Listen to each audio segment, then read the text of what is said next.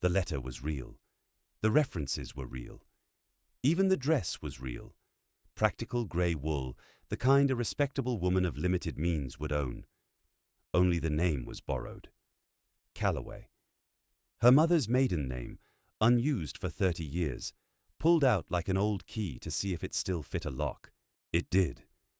The position: governess to Lord Henry Ashmore, age 7, son of James Ashmore, Duke of Ashmore.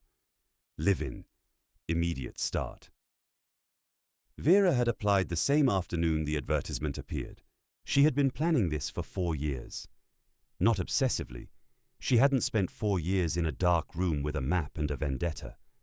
She had spent 4 years being practical, teaching piano in Bath, saving money, reading every public record she could find about the Ashmore family, the Ashmore estate, and the scandal that had swallowed her father whole in the winter of 1836.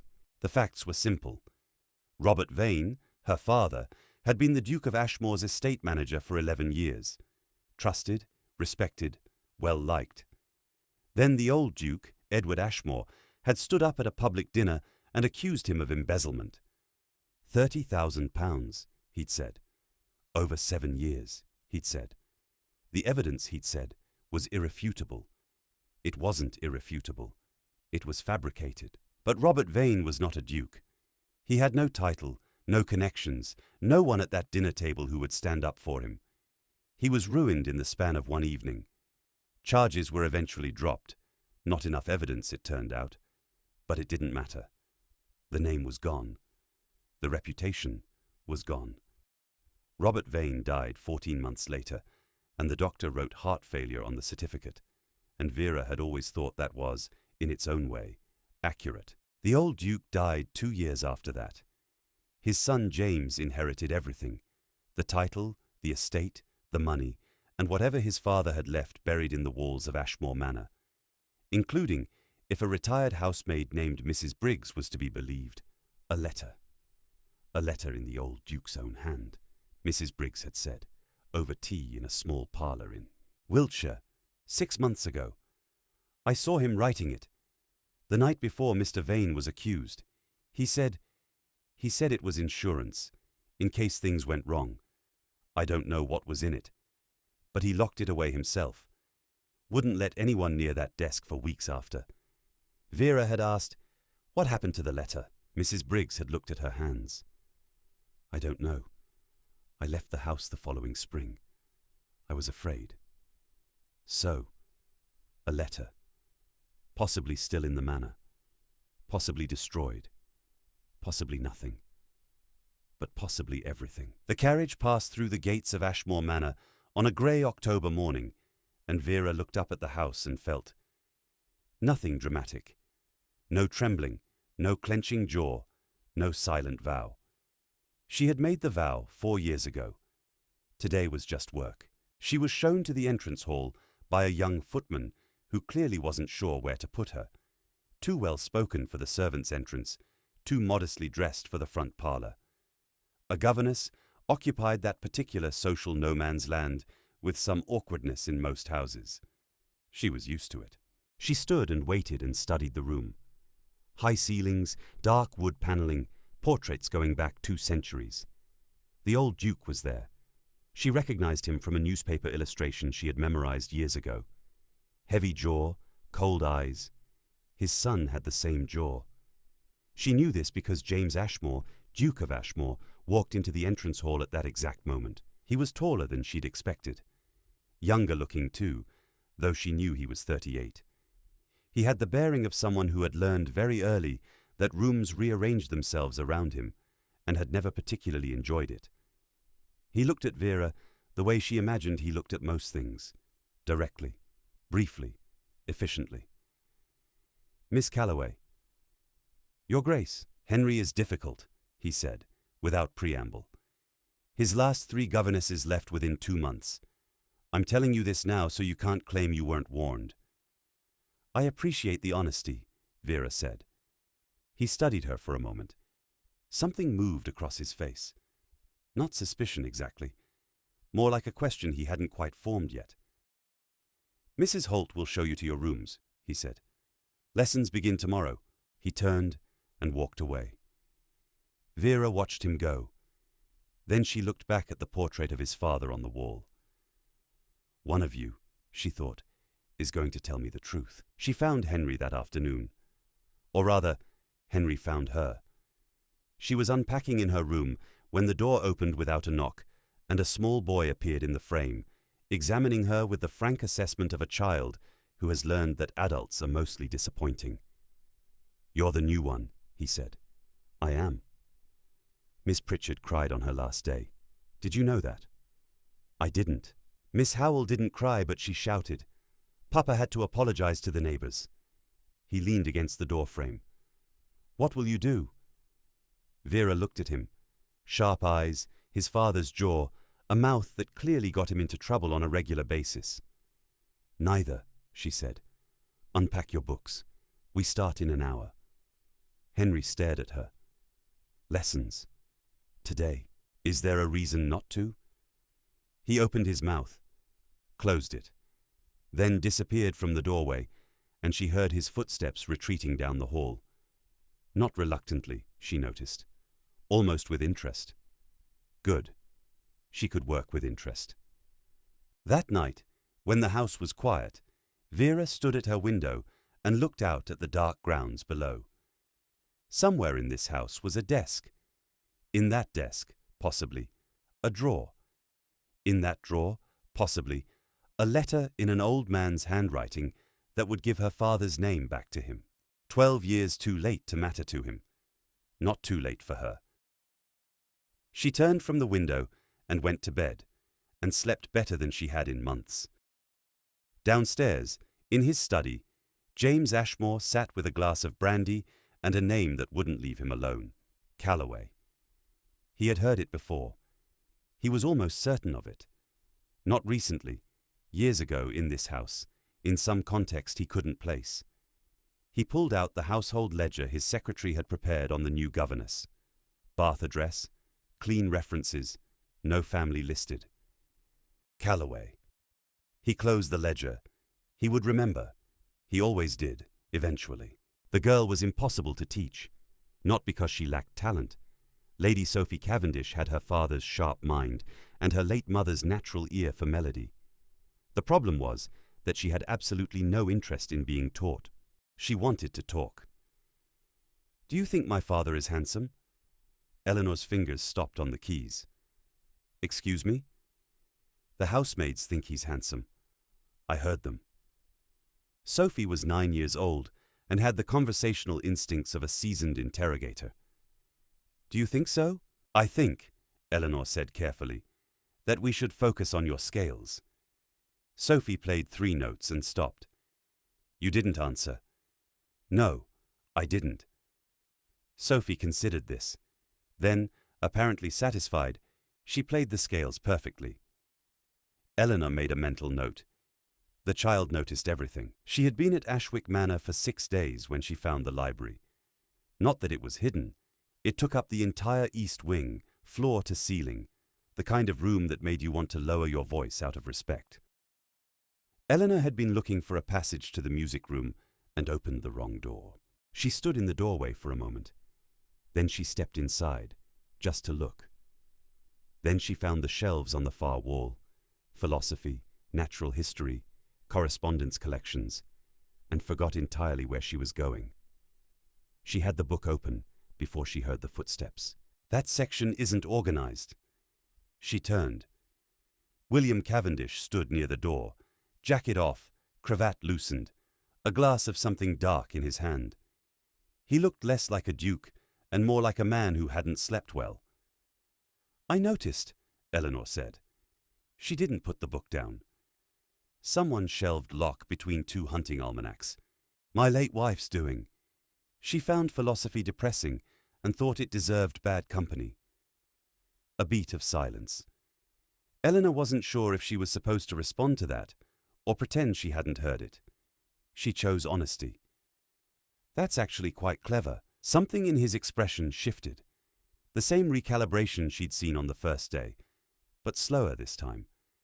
Like he was revising an assumption he hadn't realized he'd made. "You've read Locke?"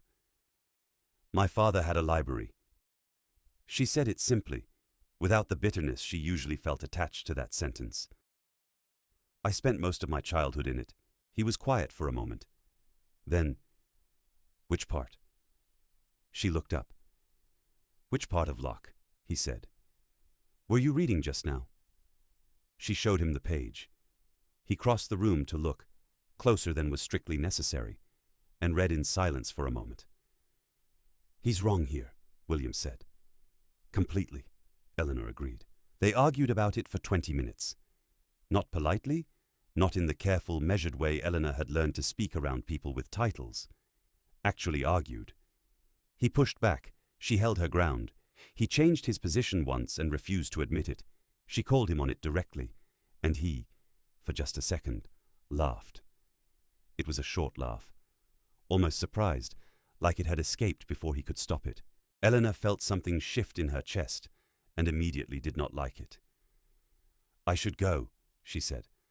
I have lesson plans to prepare. Of course. He stepped back. The Duke again, just like that. Composed, distant, the extra foot of space between them restored like a wall going up.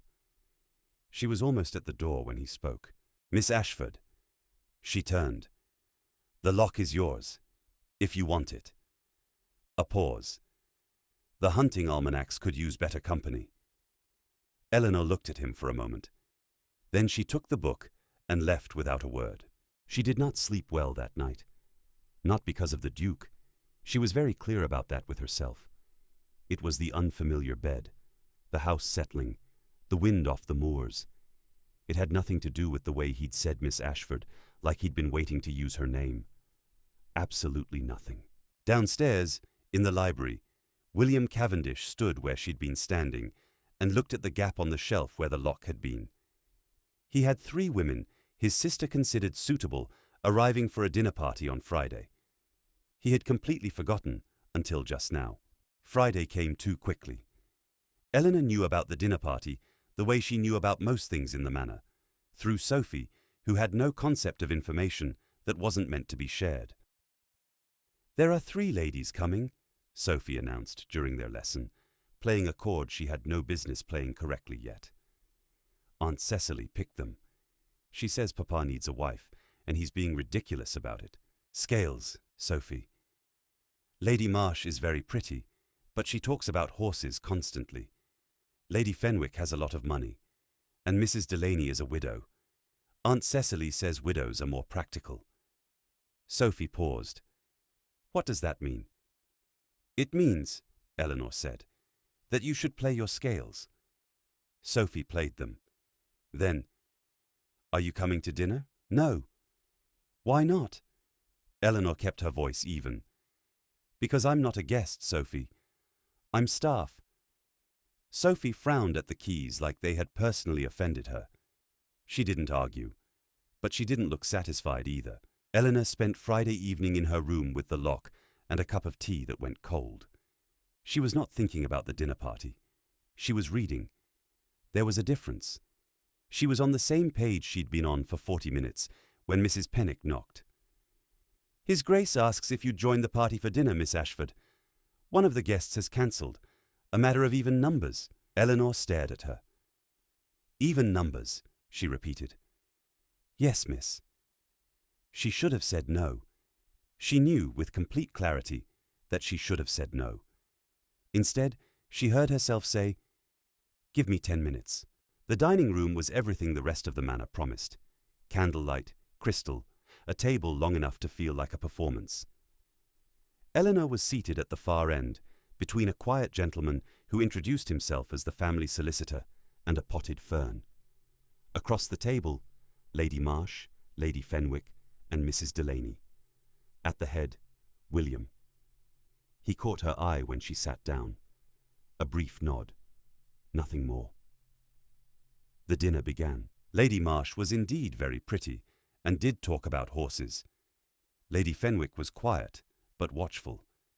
Mrs. Delaney laughed at everything William said, which wasn't much, which made the laughing more exhausting to witness.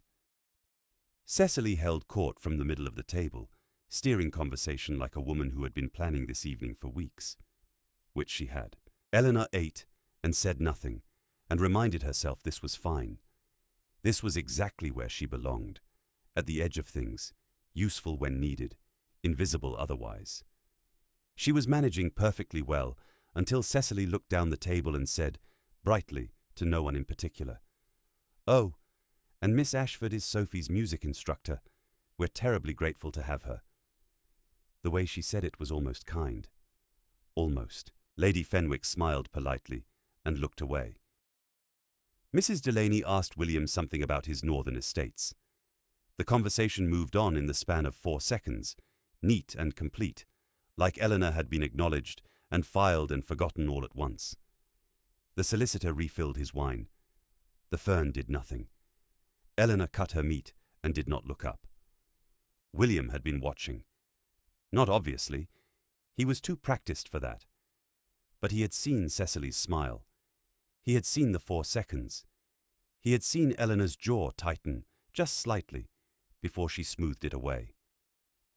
He thought about the library, about the argument over Locke, about the fact that the 3 women his sister had selected had said nothing in the last hour that required him to actually think.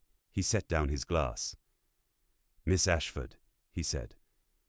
The table shifted. Conversations paused. Eleanor looked up. "You mentioned your father had an extensive library. Did he collect first editions, or was it primarily working volumes?" A beat of silence. Everyone at the table turned to look at her. This was not a question you asked the music teacher. Eleanor held his gaze for exactly 1 second. Then she answered, clearly, without rushing, without performing gratitude. And William asked a follow-up, and she answered that too. And suddenly they were talking, really talking, in front of everyone. And there was nothing Cecily or Lady Fenwick or Mrs. Delaney could do except sit there and listen. Cecily's smile had gone very thin. Eleanor noticed. She almost felt sorry about it. Almost. After dinner, the guests moved to the drawing room. Eleanor excused herself quietly. She had no business lingering, and she knew it. She was halfway up the staircase when she heard footsteps behind her. "Miss Ashford." She stopped, turned. William stood at the bottom of the stairs, one hand on the banister, looking up at her. Behind him, she could hear Cecily calling his name from the drawing room. "I apologize," he said, quietly enough that no one else could hear. "For the even numbers." Eleanor looked at him for a long moment. Was there actually a cancellation? The pause was barely half a second, but it was there. "Good night, Your Grace," she said, and she walked upstairs before he could answer. In the drawing room, Cecily appeared at her brother's shoulder. "William, Mrs. Delaney was asking about—" "Not tonight, Cecily." He said it without looking at her. His eyes were still on the staircase. Cecily followed his gaze. Then she looked back at her brother with the particular expression of a woman who has just realized her evening has gone completely sideways. "William," she said carefully, "she is the music teacher." "I know what she is," he said, and walked back into the drawing room. The letter arrived on a Tuesday. Not a letter from William. Eleanor had not allowed herself to imagine such a thing. It was from Lady Cecily, written in the precise, pleasant handwriting of someone who had practiced delivering bad news gracefully.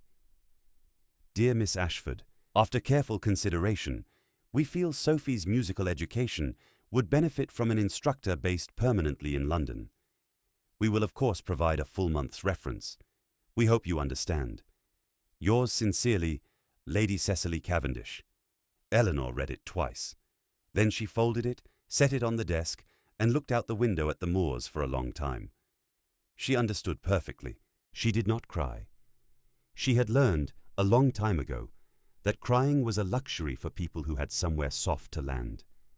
Instead, she opened her trunk and began to pack methodically. Dresses first, then books, then her mother's brooch, which she wrapped in a handkerchief and tucked into the corner. Sophie found her an hour later. The girl stood in the doorway and looked at the open trunk and said nothing for a moment. Then, "You're leaving?" "Yes." "Because of Aunt Cecily?" Eleanor paused. Because my position here has ended. That's the same thing. Sophie's voice was very flat for a 9-year-old. She does this. When she doesn't like something, she just removes it.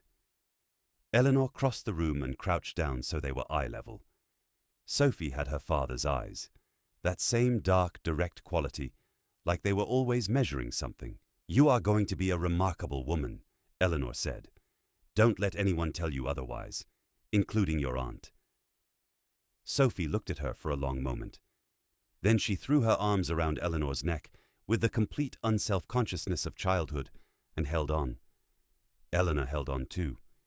Just for a moment. She wrote the note to William that evening. Not because she owed him one. She told herself it was professional courtesy, a formal acknowledgement, nothing more. She sat at the small desk in her room and wrote 3 versions and burned 2 of them. The third was short.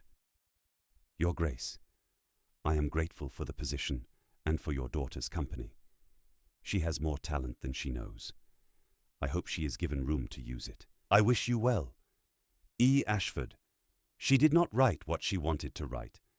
She did not mention the library, or the argument about Locke, or the dinner party, or the staircase, or the fact that for the first time in years she had felt like herself, fully, uncomplicatedly herself, in someone else's house.